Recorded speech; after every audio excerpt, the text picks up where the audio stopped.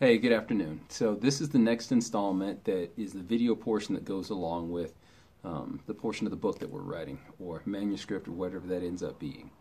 The piece that I want to talk about today is your shopping list, or the portion that starts off with you can't cook a gourmet meal without the right ingredients. I think that one of the things that hampers individuals when they're trying to find the best possible relationship is that we walk in and we allow our physical attraction to denote who we're going to be involved with.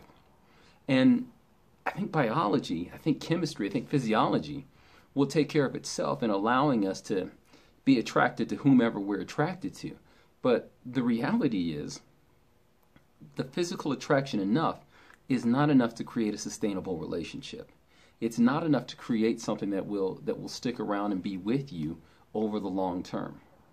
And I think that realistically, most of us don't have something beyond physiology, beyond attraction, as to define exactly what we're looking for. So the process that we talk about is making sure that you're shopping for what you actually want. And there's a process to do that, and we're going to go through that right now.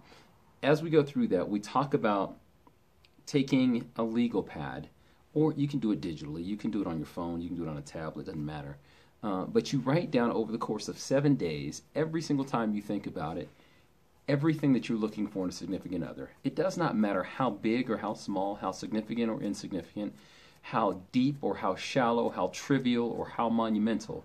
You write down every single thing that you are looking for out of a significant other, every piece. Body type, personality, jobs, income, finance, stability, whatever. Spirituality, I don't care. But everything that you're looking for in that significant other, that list can grow to be 50 items, 100 items. It could be 2 pages or 10 pages, whatever. But then after you get done with that process, you let it rest for a moment or two. And then you spend the next 7 days going back through that list, slowly crossing things off. And you get rid of, you strike through so that you can still see what was on there. But you realize that it wasn't as important as other items on that list. You get that down to the top 5 things that you cannot live without. The top 5 you can't live without. I have no problem sharing with you what my 5 are. My top 5 things that I can't live without are, I need to have somebody who's spiritually on my level. And each one of these things has evolved over time for me. I need to have somebody who is communicative and someone I can communicate with almost without filters, so that we can share and speak back and forth with one another in a pretty open, honest way. I need somebody who is sexually on my level. I mean, someone who will help me explore and accept exploring my sexuality as we explore her sexuality in that exact same space. I need someone who socially is able to move in the same social spaces that I do. I travel in a lot of different social circles, and they're pretty wide-ranging. Additionally, I can be a little tough to deal with in that space, so I need somebody who is comfortable and confident in each one of those spots as well. And I need someone who's intellectually stimulating. I need somebody who intellectually challenges me to grow, and I get a chance to grow with him. And then as we talk and share, that stuff gets a chance to be compatible and very compatible with one another. Those are my things. There was a whole lot of stuff that was on that list, but those are the 5 things I can't live without. You need to distill it down to the top 5 things that are must-haves, things that you can't live without, 5 non-negotiable items. And then you get a chance to move forward. So then when you meet someone who has the potential to being a significant other, you feel the physiology, you feel the attraction that you have for that person, and you're all prepared to be able to move forward with them. You can start to check off, do they meet me in all 5 spaces?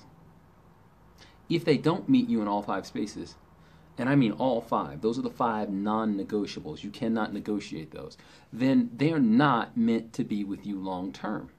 They don't meet the requirements of what you have for a long-term relationship, for a significant other. They meet the categories of being an other.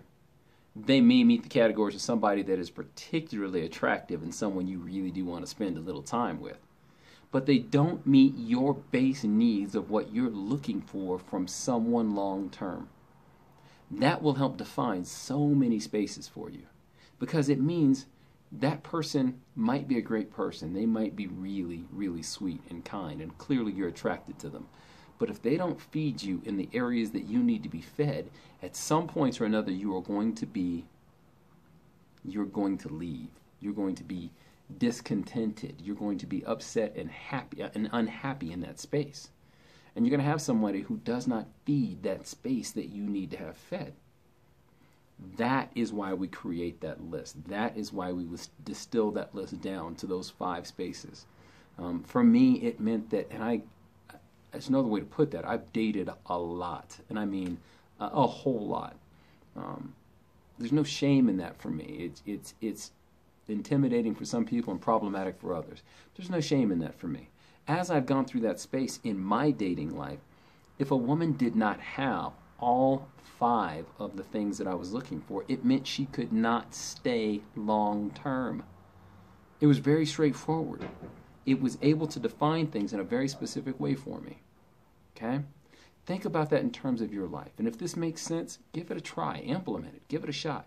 If it doesn't, then throw it out and realize it's not exactly what works for you. But it should be something that I think will provide you with a lot more depth, a lot more texture, a lot more feel beyond the passion that you feel in that moment. And believe me, that passion can carry you. Attraction, the endorphin rush can carry you for 18 months. And most of us don't believe that it's that long, but you can get just swept away in that space for 1.5 years to 2 years before it really starts to dawn on you, hey, this person is not meeting me intellectually, emotionally, spiritually, whatever those things are that are on your list. That becomes a significant space. All right? I hope that answers some of the questions, and I hope that provides a little more clarity around that and why we do it. Take care.